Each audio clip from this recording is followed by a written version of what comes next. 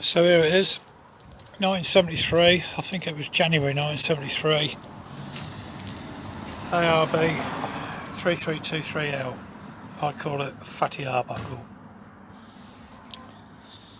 Anyway, engine bay, engine runs, got a separate video for that. Barely any play there in the turbo, you can just feel it's firm, you know what I mean, it doesn't wobble around everywhere, but which is nice.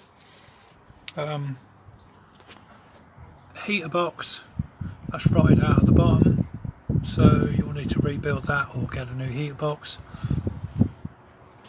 I'm not sure of the fan, let me just see if I can feel underneath. Actually the fan housing seems to be okay.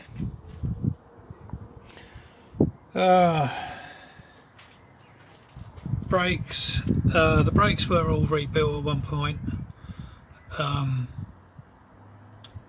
but it's been stood for a long time, so really the drums want to come off, have a look at the brakes again.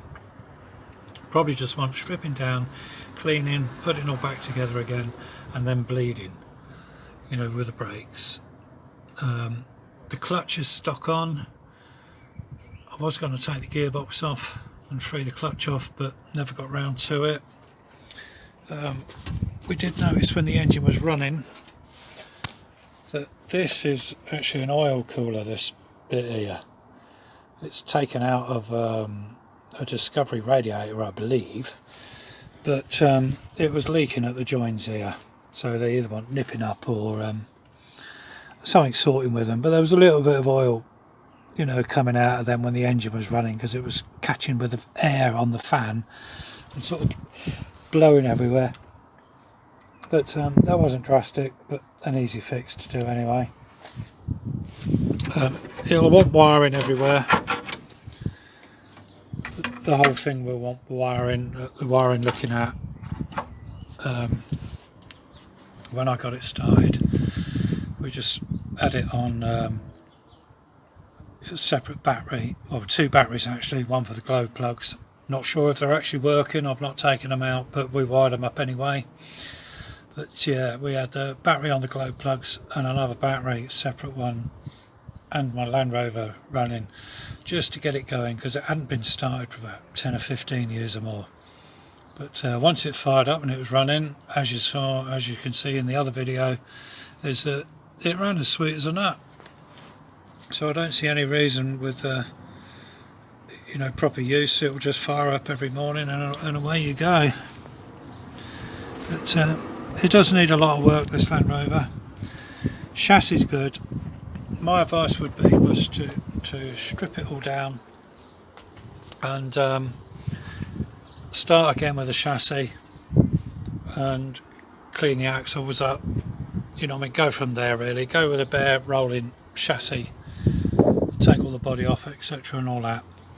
Bulkhead wise on the inside here, don't look too bad, it's not bad there, and also where they do rot away is like under the window channel here, but on this one it seems to be looking quite good. Window frame and glass is good. Down this side, oh yeah, we've got a plate been screwed on here, obviously blocking a hole up, so that'll want digging out, welding up properly. This bit here, wipe away the cobwebs. There's a ding right in the pillar. It's solid, it's just dented, but at the bottom there's had a little bit of filler shoved in that hole there. Why they put filler in there, I don't know.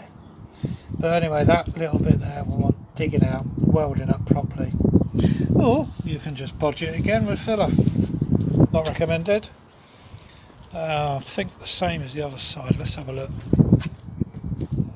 I can't get down the other side properly because it's up against my garden wall.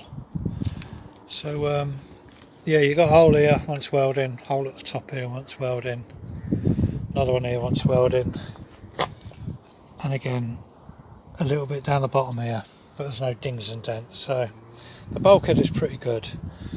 we'll whiz around inside, have a look inside at the bulkhead, because it's the chassis and the bulkhead which rot away. There's no floor in this, but I think I've got some floor panels for it. Floor across that side there is all good, you know, the upright bit on the bulkhead. Same this side here, just want bashing about a bit, cleaning up, flaky paint, bit of flaky rust everywhere. Same on that section there on the bulkhead. The dashboard, somebody's had a go at it, covered it in some vinyl and made their own air vent bit over there, look, you see with the holes. Bit of a wooden frame here to hold a radio in it, looks a bit shite. Same here, a wooden shelf made, you know, to cover the hole in there, but dashboard wants a good rebuild. I'm not sure about the gearbox tunnel covers and stuff. There is a bit in the back, there's half a tunnel cover there. I need to sort through that really to find it all. Part of an exhaust in there. As you can see, there's no covers where the seats go. I've got some seat bases. I'm not sure about the frames though, what they sit in. I'll have to have a look in my shed. I'm not sure about them, but if I've got some, you can have them. But toolbox is obviously missing out the middle here, but normally that's covered with just a sheet anyway, you know, without a toolbox. Optional equipment toolbox.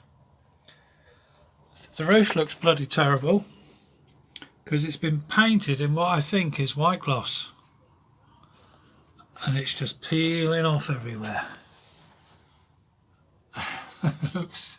It looks like you're in a cave with all them stalagmites and stuff hanging down, but it's terrible. So really the roof wants to be taken off, a damn good jet washing to get all the old flaky paint off, and then repainting.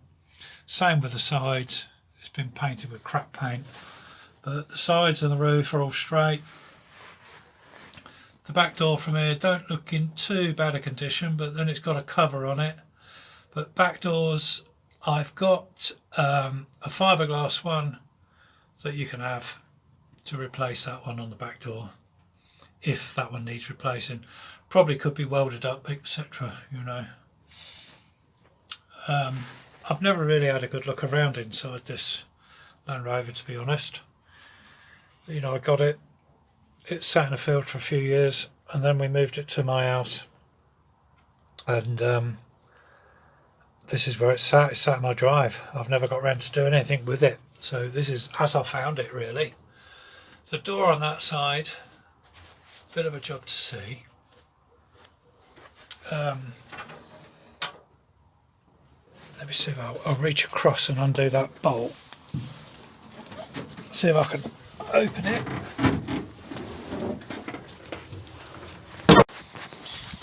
Okay, open the door. The window frames want doing, and the door frame down at the bottom there on the door frame itself. I can't open the door anymore, but yeah, there's a hole down there, but the frame wants welding up or repairing, or again you can fit another couple of doors. They're both closed nice, which is good. This section here wants repairing, or a bit more filler and a proper job doing of it. You can see where the pop rivets are, so they put a panel in there and then I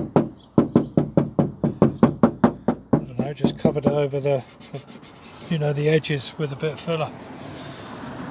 But no big deal with that.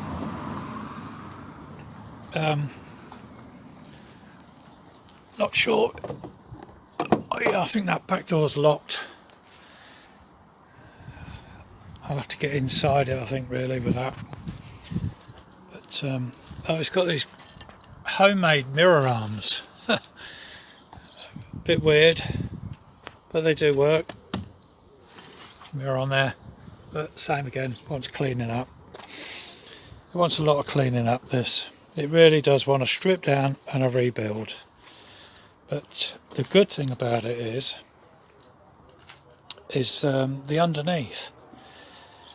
It's quite good. It really is quite good. I mean, the panels are all quite straight on it. The wings aren't dented, and this side panel here is good. So what we'll do, I'll get my light on and we'll have a look underneath. So I've got my light on under here now. Right, the fuel tank, I've never put any fuel in it.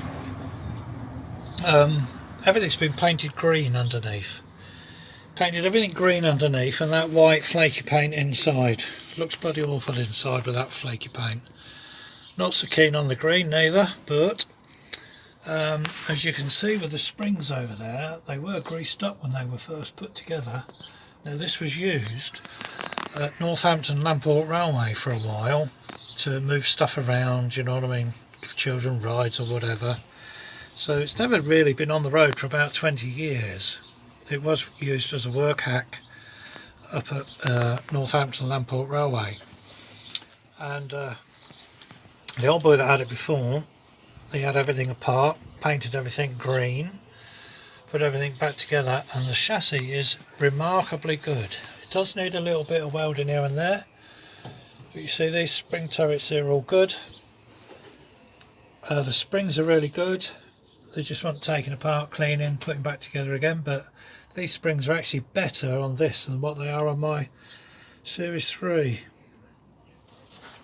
You see underneath there that the chassis is good. I have been round and crawled around the floor and had a look at the chassis, and I'll point out a few bits. Now the axles are good. There is an exhaust line there that's not quite piped up to the engine at all, because obviously the engine was changed. It was changed from a 6-pot to a 4-pot turbo diesel. The floor braces across, you can see there was one of them a bit rotten there, but it's a job to see actually the other side of the fuel tank.